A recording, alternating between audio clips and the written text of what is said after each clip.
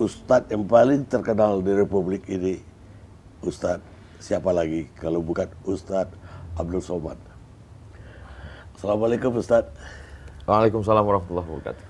Ustadz, saya dengar tadi datang dari Palembang Ya, dan siang tadi udah ketemu dengan ARS Habib Rizik Syihab. Rizik Syihab. Alhamdulillah Pak Kani. Di- Di Megamendung.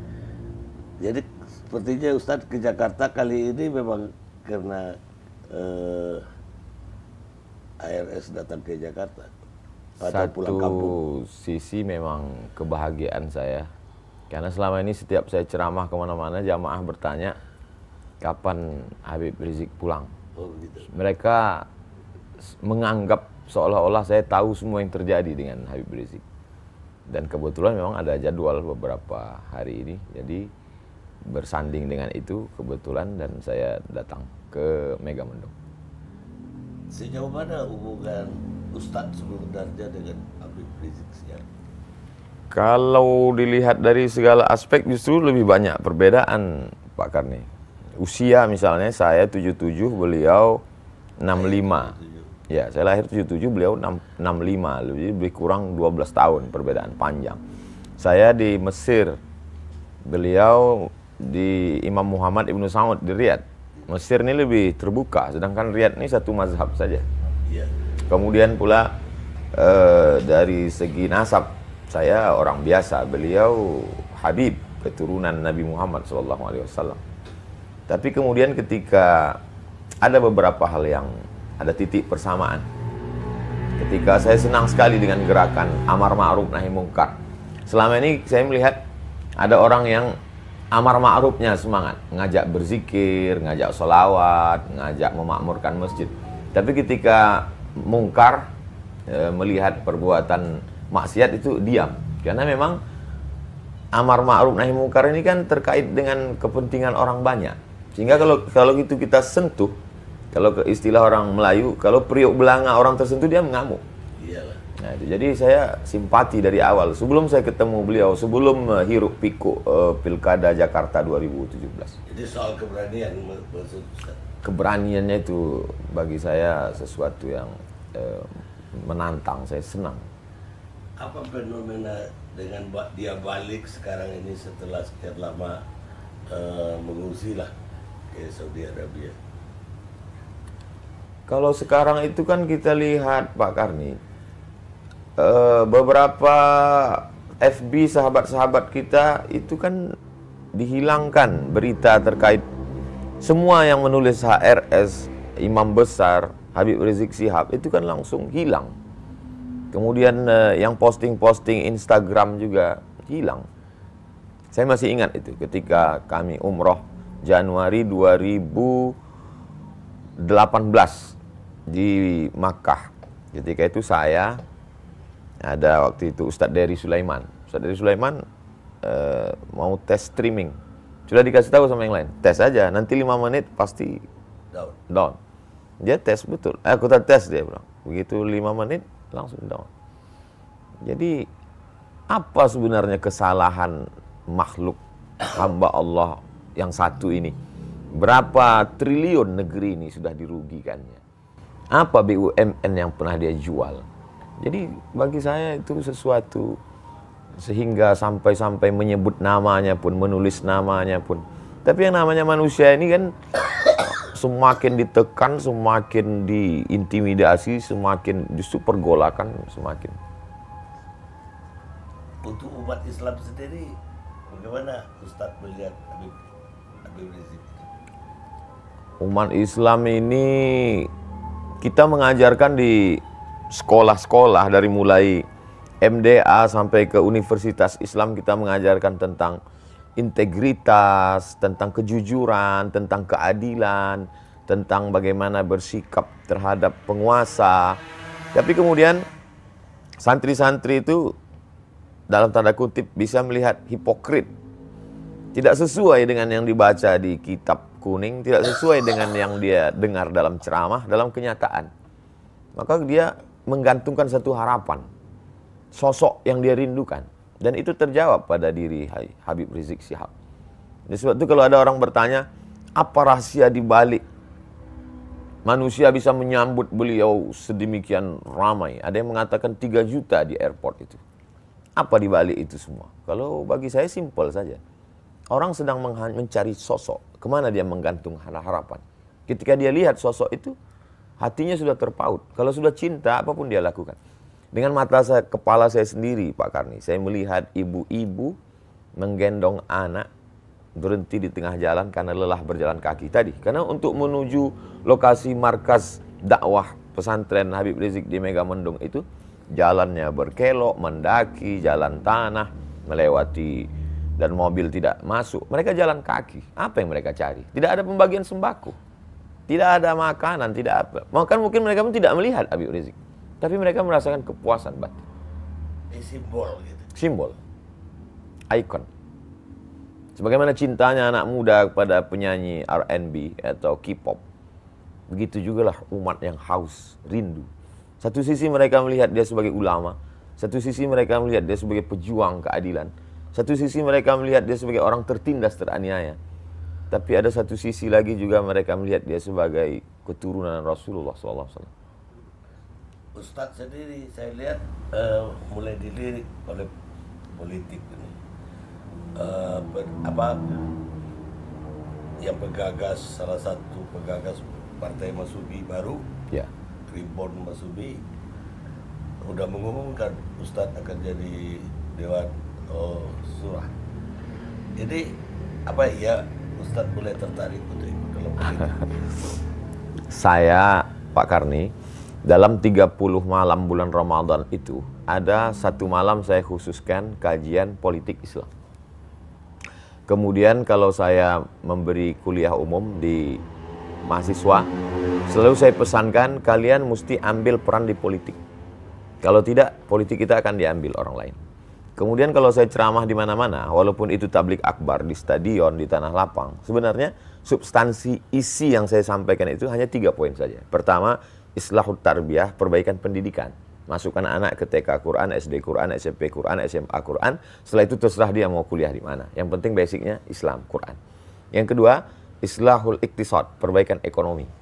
Maka gerakan belanja ke warung tetangga, produk halal, bangkitkan ekonomi umat. Kemudian itu banyak sekali video endorse saya terhadap produk-produk UMKM dan lain sebagainya. Yang ketiga adalah islahul siyasah, perbaikan politik. Makanya di mana-mana saya tausiah, pilihlah anggota legislatif yang peduli pada perda syariah, kemudian pilihlah pemimpin yang memperdulikan pada ajaran Islam. Kalau paling tidak dia menyuarakan peraturan-peraturan atau sikap dia, itu keberpihakan dia kepada Islam. Itu yang selalu saya sampaikan. Maka ketika saya diminta sebagai narasumber seminar yang diadakan oleh sahabat-sahabat dari Masumi Ribon, Ustadz Abdul Somad sebagai narasumber untuk memberikan pandangan tentang sejarah politik Islam. Ya, saya dengan Pak Abdullah Heha Mahua dan beberapa narasumber lain ketika itu saya sampaikan. Jadi kalau kata Pak Karni Masumi Ribon melirik saya, sesungguhnya tidak hanya Masumi Ribon, aspek politik, segala sesuatu yang memerlukan orang ramai, orang banyak, tidak hanya politik, dari mulai endorse kerupuk sampai endorse partai, saya kira mereka akan gandeng saya. Bukan berarti ungkapan saya ini pede sekali, tidak. Tapi memang itu kenyataan yang saya terima hari ini. Apa mungkin setelah ini kita akan melihat Ustadz itu justru bukan lagi, tidak hanya di mimbar masjid, tapi di panggung politik juga. Sesungguhnya Pak Karni, ketika kita menjadi ustadz, kita sedang menempatkan diri sebagai juru kampanye dalam tanda kutip. Karena ketika kita berislam, itu Islam mencakup segala aspek. Ada aspek ibadahnya, artinya ketika saya tampil di mimbar, saya sedang mengatakan, marilah kita sholat, marilah kita puasa, marilah kita berzakat. Berarti saya juru kampanye ibadah. Kemudian di dalam Islam itu ada namanya fikih muamalah, ekonomi. Maka ketika saya tampil sebagai ustadz, sesungguhnya saya juga sebagai jurkam ekonomi Islam. Karena waktu itu saya mengatakan riba itu haram, marilah kita bermuamalah secara islami, Marilah kita pinjam meminjam dengan cara Islam. Dan ada satu lagi yang dilupakan orang, bahwa dalam fikih itu ada namanya fikih siasah. Siasat kata orang kita. Atau disebut juga dengan as-siyasah asy-syar'iyyah, atau disebut juga dengan istilah al-khilafah, atau disebut juga dengan istilah min fiqhid daulah.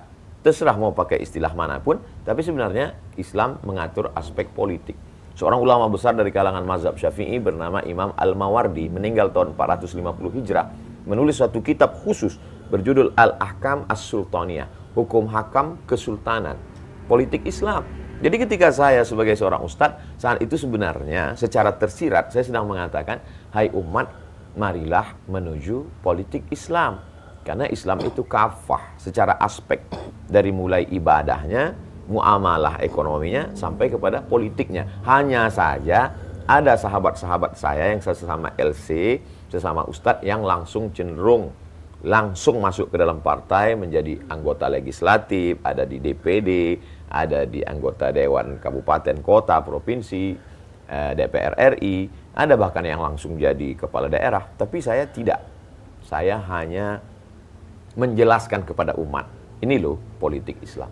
Tapi sebagai pelaku politik praktis langsung, saya kira tidak. Karena saya memang secara historis, sejarah pribadi saya, kakek dulu mengatakan cucuku yang ini sekolah agama. Jadi saya memang sudah disetting dari awal belajar agama. Maka saya tidak SD, saya madrasah ibtidaiyah, sanawiyah, aliyah, kuliah di Al-Azhar, S2 hadis di Maroko, S3 juga hadis.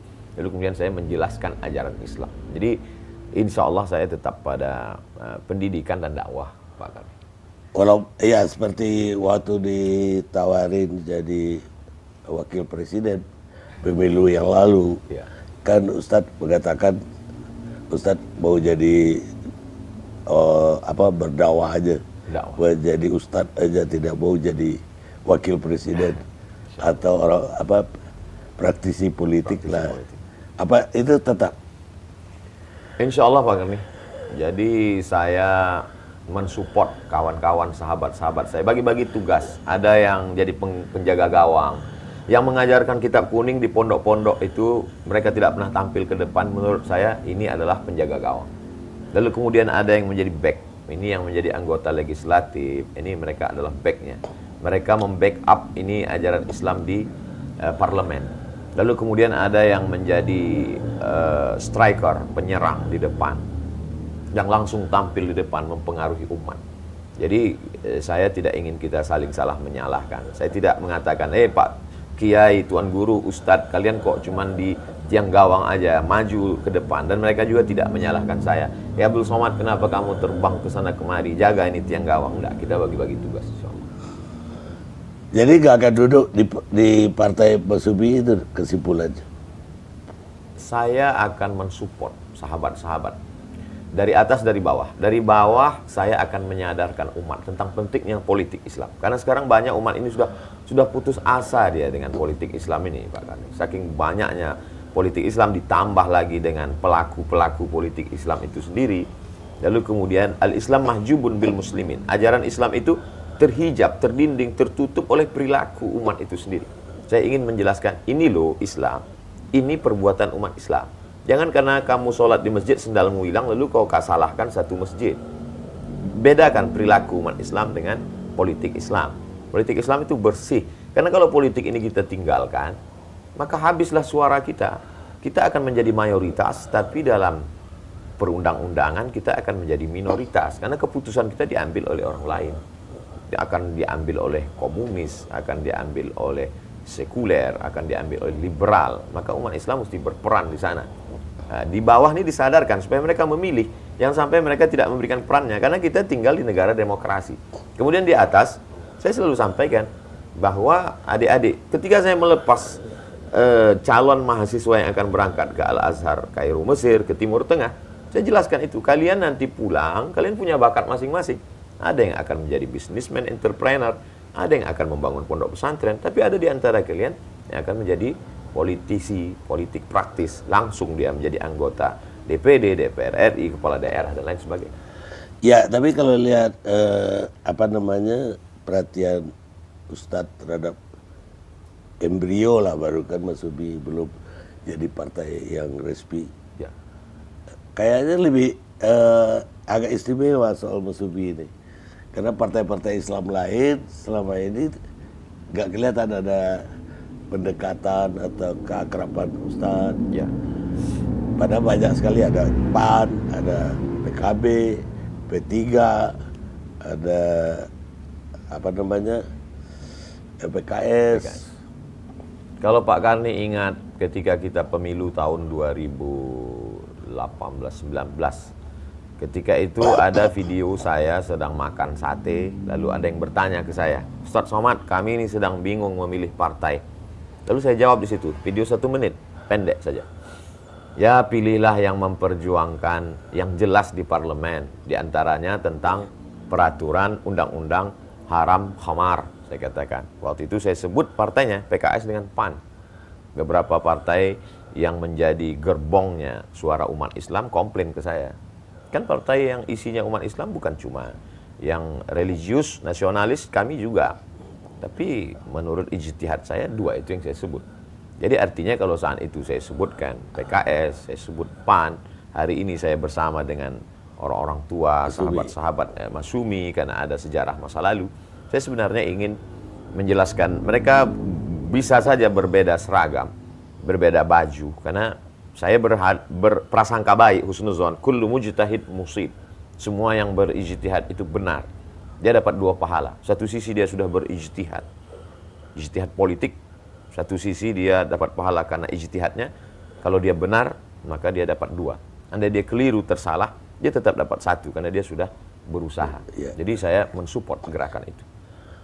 Apa ada sejarah orang tua atau kakek dulu juga bersumi? Secara praktis orang tua, kakek-kakek dulu kami lebih ke kalau sejarah dulu kakek-kakek kami adalah P3. Karena waktu itu zaman Pak Harto kan kita cuma ada 3 saja. Golkar, PDI, dan P3. Dan Kalau kakek kan masih masa tahun 50-an, kakek kan udah hidup. Mereka tidak. Mereka hanya gerakan agama, tasawuf, tidak ke politik. Oh, tasawuf. Saya mau bertanya tentang soal radikal ya. Saya melihat di Indonesia itu ada sekelompok orang kecil mungkin yang kepingin memang ada khilafah, tapi sebagian orang kecil juga kepingin dan kampanye untuk selalu memerangi khilafah. Ya, korbannya kelompok besar, umat Islam yang besar. Ya. Karena dua-duanya berlawanan dengan ekstrim. Bagaimana Ustadz melihat ini? Analisa Pak Karni tajam sekali. Ada satu kelompok kecil yang menginginkan, ada satu kelompok kecil yang tidak menginginkan. Yang menjadi korban adalah kelompok besar. Sebenarnya untuk memerangi ini hanya 2 saja. Yang pertama, umat dibuat faham, mengerti keadaan. Yang kedua, orang yang punya kepentingan jangan biarkan bermain. Karena ada orang yang mengambil kepentingan dan permainan di situ. Kalau dipahamkan umat ini, sama seperti kita mengerti, Pak Karni tidak punya kecurigaan sedikit pun bahwa saya akan mengganti Pancasila, bahwa saya anti NKRI, bahwa saya anti kebinekaan. Pak Karni paham tentang bagaimana pendirian saya, bagaimana sikap saya. Sehingga kita tidak ada kecurigaan. Kenapa? Yang pertama, kita saling mengerti. Yang kedua, bahwa kita tidak ada kepentingan. Tapi ketika ada kepentingan, maka mengerti pun kita tidak ada gunanya. Bahwa lalu kemudian kita diajarkan dari dulu, maka ketika ada kelompok yang meminta saya, memaksa saya untuk menyanyikan lagu kebangsaan Indonesia, saya menolak. Bukan karena saya tidak bisa menyanyikan, itu bukan saya karena anti NKRI.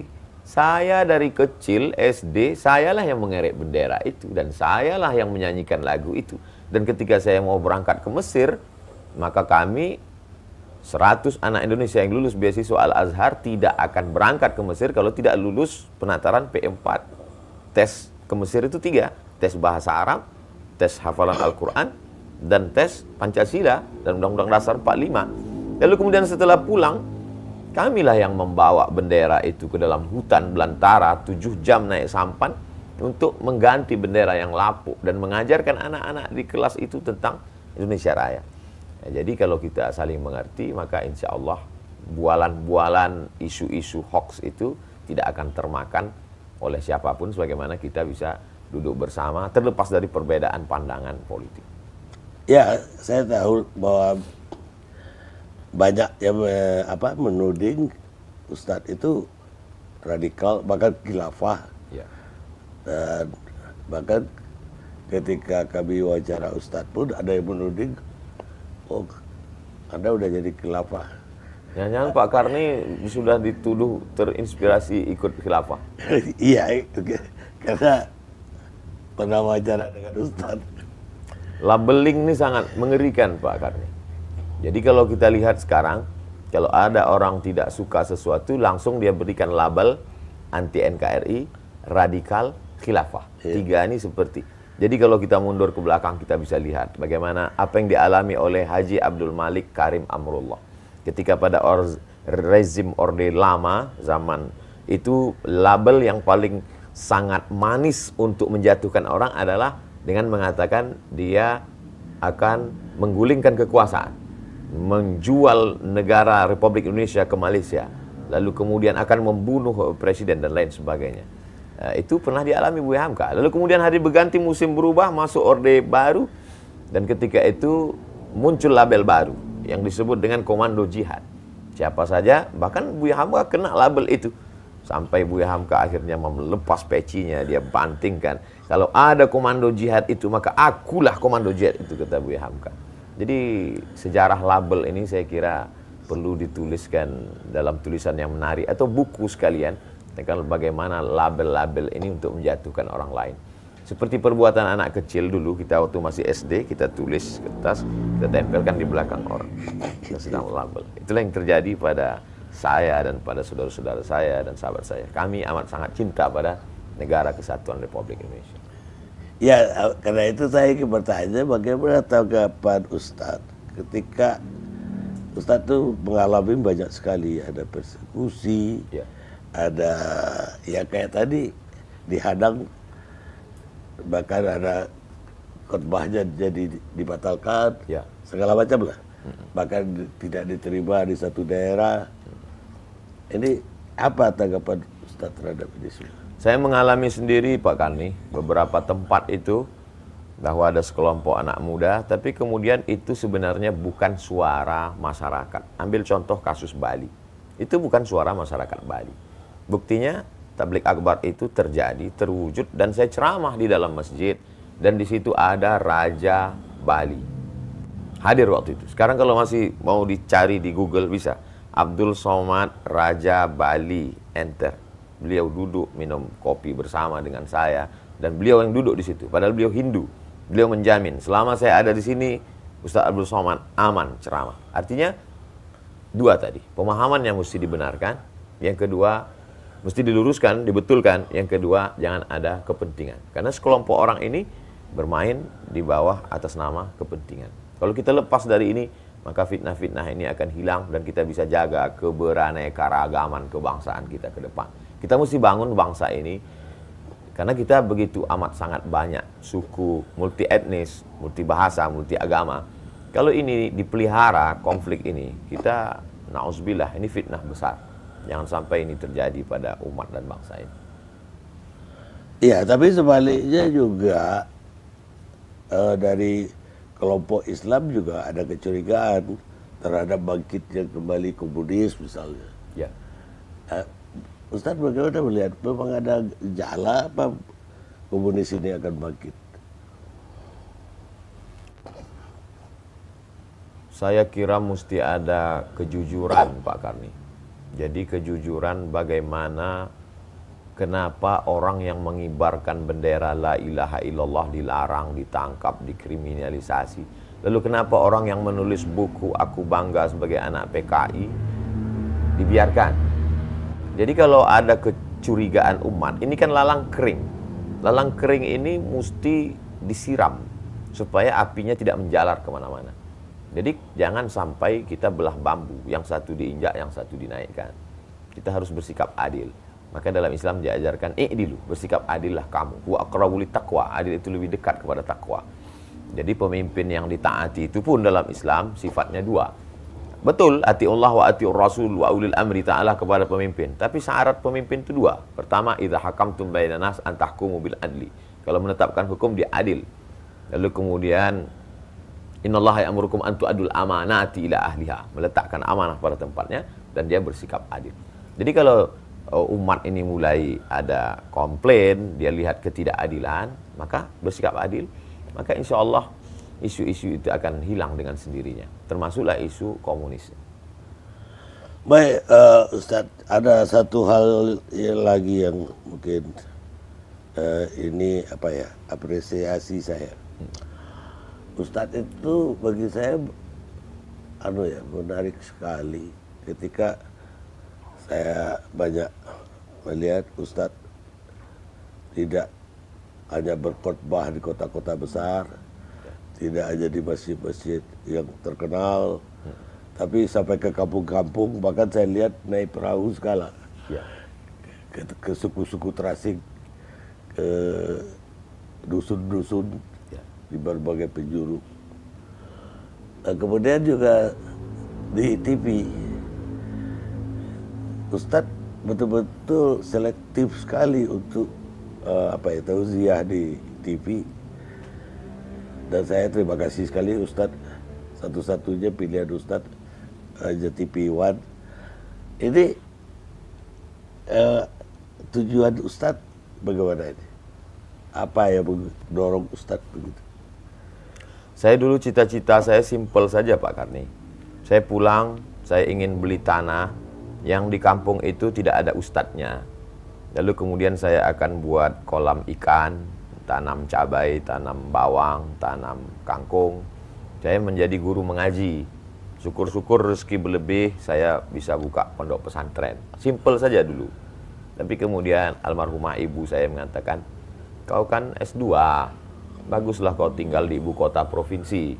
Saya bilang kita tak punya channel, kita tak punya kenalan. Gimana mau mengajar di kampus? Allah kasih jalan, kata dia. Jadi ketika saya pulang, kebetulan di bulan itu buka tes PNS. Lalu saya lulus.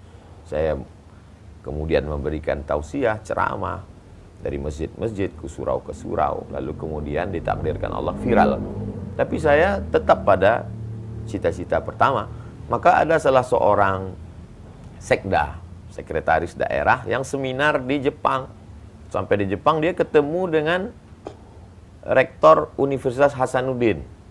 Lalu Bapak Rektor ini bertanya kepada Pak Sekda salah satu kabupaten. Dia tanya, kenal Ustadz Abdul Somad dari Riau? Saya selalu tonton dia di YouTube. Rupanya Pak Sekda kabupaten tadi tidak kenal dengan saya.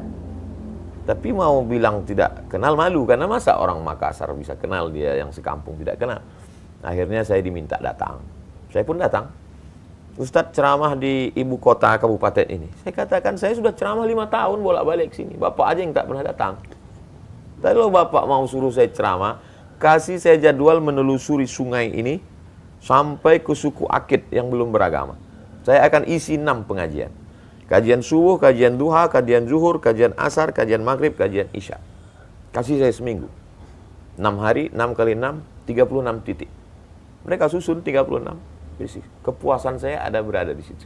Maka ketika ada mahasiswa mengajak saya masuk ke suku Talang Mama, saya masuk. Dari Pekanbaru 5 jam, masuk ke dalam 7 jam. Sampai hari ini, dalam setahun itu saya khususkan ada 2 bulan, saya masuk ke pulau-pulau. Sahabat-sahabat mengajak saya dari Dompet Duafa, dari Dewan Dakwah, dan lain sebagainya. Dewan Dakwah salah satu yang konsen. Ada kepuasan batin saya di sana. Mana memang tujuan awal saya, yaitu bahwa dulu ketika di Mesir, Pak Karni, kita waktu itu krisis, kesulitan. Dan ada orang Mesir itu dia punya peternakan ayam, namanya Muhandis Abdus Salam. Dia kaya sekali. Setiap bulan, krisis moneter kami sulit dapat kiriman. Dia yang memberi kami bantuan, di samping beasiswa Al-Azhar. Suatu ketika sedang berkumpul kami datang bertanya ke Muhandis Abdus Salam, apa yang doa engkau inginkan dari kami? Biasanya orang kalau dia kasih uang, dia minta doakan saya. Kata dia, jangan doakan saya. kamu nanti pulang ke negerimu, kamu sebarkan saja Islam ini ke kampung-kampung. Karena saya pernah sampai ke sana, di kampungmu masih ada orang yang belum pakai baju, kata dia. Sampaikan. Jadi apa yang saya lakukan hari ini adalah janji saya pada kakek-kakek saya dulu, kemudian pada orang Mesir yang dulu pernah berbuat baik pada kami. Tentang televisi, Pak Karni, TV One bukan satu-satunya tempat yang pernah saya menyampaikan tausiah. Saya pernah di televisi ini, saya pernah di televisi anu. Lalu kemudian ceramah saya diatur, saya harus pakai baju ini. Di menit sekian saya mesti tertawa, di menit sekian saya mesti menangis. Saya tidak bisa begitu. Saya tidak bisa begitu. Ceramah saya tidak bisa diatur. Saya menemukan kebebasan di TV One.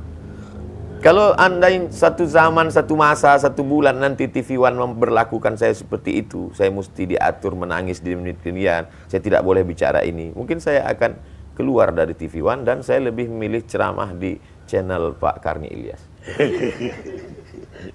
Itulah selama saya jadi pemberatnya nggak ada peraturan begitulah. Untuk yang lain pun tidak.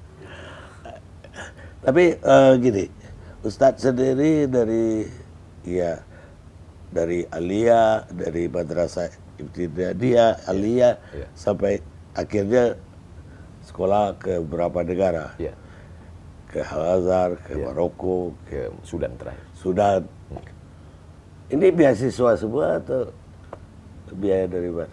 Pada tahun 1998, Indonesia mendapat jatah 100 beasiswa ke Al-Azhar Kairo, gratis, selesai S1. Saya ikut tes, waktu itu untuk Provinsi Riau, Aceh, Sumatera Utara, tesnya di Medan. Saya lulus. Dapat beasiswa, tiket ditanggung oleh Al-Azhar Kairo. Lalu kemudian setelah itu ada lagi namanya Agence Marocaine Coopération Internationale, AMCI. Itu memberikan beasiswa untuk anak Indonesia 15 orang. Dan saya mengirimkan berkas, ijazah, transkrip nilai. Saya termasuk pemburu beasiswa, Pak Karni. Saya cari, dapat, saya kirim, dan saya diterima di Darul Hadis, sebuah lembaga yang didirikan oleh Raja Hasan II, ayah dari raja yang sekarang, Raja Muhammad VI. Lalu setelah itu, saya pun lulus jadi dosen. Ada namanya program 5.000 doktor, Pak Karni, yang dikeluarkan Kementerian Agama. Adik kelas saya lulus, dapat beasiswa 5.000 doktor. Lalu dia datang ke saya, "Bang, saya dapat beasiswanya besar. 1 tahun 200 juta. Berarti kalau 4 tahun bisa 800," kata dia. Beasiswa ditanggung full. Saya pun ajukan. 3 tahun saya ajukan, Pak Karni. 3 kali 3 tahun nggak dapat. Tak tahu apa kesalahan. Padahal saya sudah terdaftar. Sampai pernah datang Pak Dirjen dengan Pak Rektor. Pak Rektor nanya ke Pak Dirjen, "Ini Abdul Somad ini sudah 3 kali ngajukan, kenapa nggak dapat beasiswa?" Nggak tahu kenapa. Sampai akhirnya suatu hari saya pergi dalam perjalanan dakwah di airport Cengkareng, saya ketemu dengan seseorang di toilet. Dia mau keluar, dia lihat saya, "Ustaz Abdul Somad ya?" "Iya," kata saya. Dia keluarkan kartu namanya, "Saya dari Surabaya. Ustadz mesti doktor. Ustadz daftar S3 dimanapun di seluruh dunia ini, saya tanggung sampai selesai. Tiket pesawat, semua biaya. Nih, datang ke saya." Seolah-olah Allah Ta'ala ingin mengatakan kepada saya, "Abdul Somad, 3 kali kau ajukan ke Kementerian Agama tidak lulus. Nih, ku kasih cash. Kalau aku berkehendak, aku bisa." Ketemunya di toilet lagi, di tempat setan. Bisa ketemu malaikat di tempat setan. Tapi alhamdulillah Pak Karni, sampai hari ini saya tidak temui itu Bapak. Nah, kartu namanya ada. Saya tidak minta. Tak tahu datang dari mana, setiap orang kasih saya uang yang dolar, saya simpan di satu amplop. Akhirnya saya kumpul itu cukup untuk biaya kuliah saya, bahkan berlebih. Tiket pesawat saya 2 kali saya ke Sudan bolak-balik. Kuasa Allah SWT. Betul, kata ibu saya dulu, almarhumah, rezeki itu tak berpintu, nak. Kalau kau lulus PNS ini, berarti disitulah letak rezekimu. Andai kau tak lulus, rezeki Allah akan datang dari pintu yang lain. Saya yakin dengan itu. Itu sebenarnya cara Allah untuk meyakinkan saya. Yang selama ini kau belajar di Azhar, sudah kau baca hadisnya, sudah kau hafal ayatnya, tapi kau belum ketemu di alam nyata. Saya banyak mengalami hal-hal yang di luar logika akal. Salah satunya adalah selesainya saya bisa menyelesaikan S3 ini, Pak Karni. Saya waktu itu tidak punya kesempatan. Saya sudah terdaftar. Referensi saya sudah penuh kamar itu. Buku-buku dikirim oleh kawan-kawan saya. Karena disertasi saya tentang kontribusi Syekh Hasyim Asy'ari dalam penyebaran hadis di Indonesia. Teman-teman saya memberikan buku dari Pulau Jawa, dari pondok pesantren di Jawa tentang Mbah Hasyim. Tapi saya tak punya waktu kesempatan. Sampai akhirnya video saya dengan Pak Prabowo viral. Wawancara di TV One. Lalu kemudian ketika itu menjadi viral, ternyata politik ini tidak sesimpel yang kita bayangkan. Maka mau tidak mau, jadwal ceramah saya 4 bulan mesti hilang sejak pertemuan itu. April, Mei, Juni, Juli. Di 4 bulan full itulah saya tidak ada main handphone, tak ketemu orang. Saya hanya menulis saja. Menulis. Akhirnya saya pergi ke Sudan dan saya sampai ke sana setelah melewati lebih dari 20 kali perbaikan, revisi, akhirnya sudah siap disidangkan. Ternyata saya baru terdaftar 2 tahun kurang 6 bulan. Akhirnya saya disidangkan Desember 2019 dan bulan Februari saya datang ke Brunei Darussalam. Sudah siap kertasnya diserahkan oleh rektor. Ini kertas sudah ditandatangani sebulan yang lalu. Abdul Somad sebagai visiting professor di University Islam Sultan Syarif Ali Brunei Darussalam. Jadi saya lihat hidup ini kita jalani saja, mengalir saja. Niat baik, buat baik, Allah kasih baik. Andai tidak baik, berarti Allah sedang menguji kita. Jadi saya banyak belajar hidup, bukan dari buku, tapi dari yang saya alami. Saya kira demikian, Pak. Baik, apa ada putra-putri yang ikuti jejak Ustaz? Anak kandung 1 orang. Kalau anak biologis 1 orang. Namanya Mizian Hazi Abdillah. Tapi saya tidak paksa anak saya mesti ikut seperti saya. Anak saya mesti TK Al-Quran. Dia hafal juz 29, juz 30. Umurnya 5 November ini genap 7 tahun. Saya mesti masukkan dia ke SD Al-Quran, SMP Al-Quran, SMA Al-Quran. Setelah itu nanti terserah dia mau jadi apa. Kalau dia mau ikut jejak saya ke Mesir, saya akan kirim dia ke Al-Azhar Kairo. Kalau dia tidak mau ke Kairo, terserah dia. Saya lihat sekarang dia banyak main kereta api. Mungkin dia mau jadi masinis, terserah. Yang penting dia jadi apapun, dia bisa menolong agama Allah. Berapa orang putra? Anak saya 1 orang. Oh, 1. Dan Ustadz sebetulnya kalau lihat dari CV-nya kan lahir di Asahan ya. Asahan, Sumatera Utara. Tapi besarnya di Pekanbaru. Saya Riau.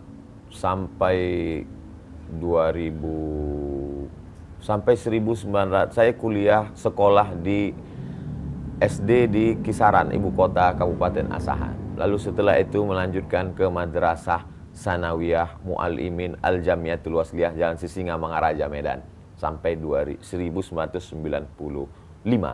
Setelah itu saya berhenti sekolah karena menurut saya sekolah itu tak ada gunanya. Presiden sudah ada, menteri sudah ada. Saya bilang ke orang tua saya, aku tak perlu sekolah lagi, belikan saja aku 1 mobil truk mau jual ikan asin. Karena saya lihat jual ikan asin lebih kaya dan lebih banyak uangnya.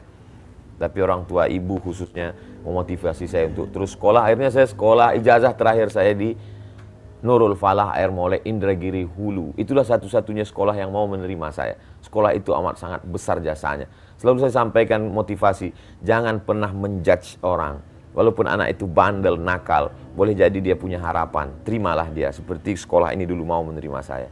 Lalu kemudian setelah itu 98 saya ke Mesir, tahun 2004 saya ke Maroko, 2017 saya ke Sudan, 2019 berakhir dan saya keluar dari PNS 2020 sampai hari ini dan dipertemukan dengan Pak Karni.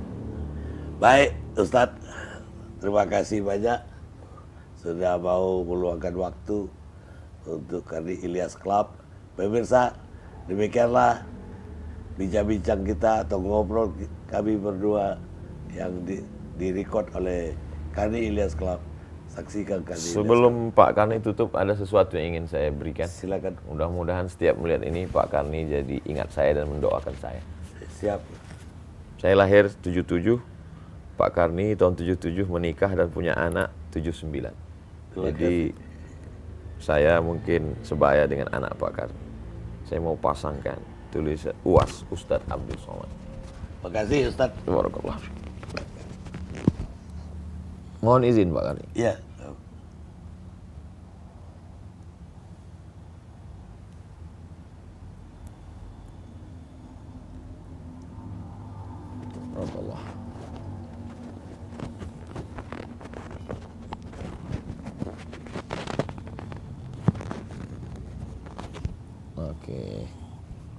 Makasih.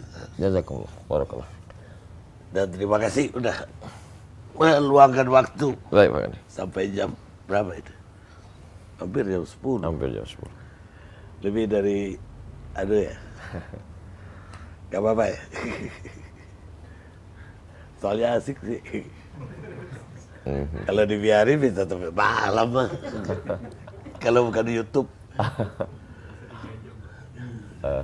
Jalan kita, Ustaz. Baik.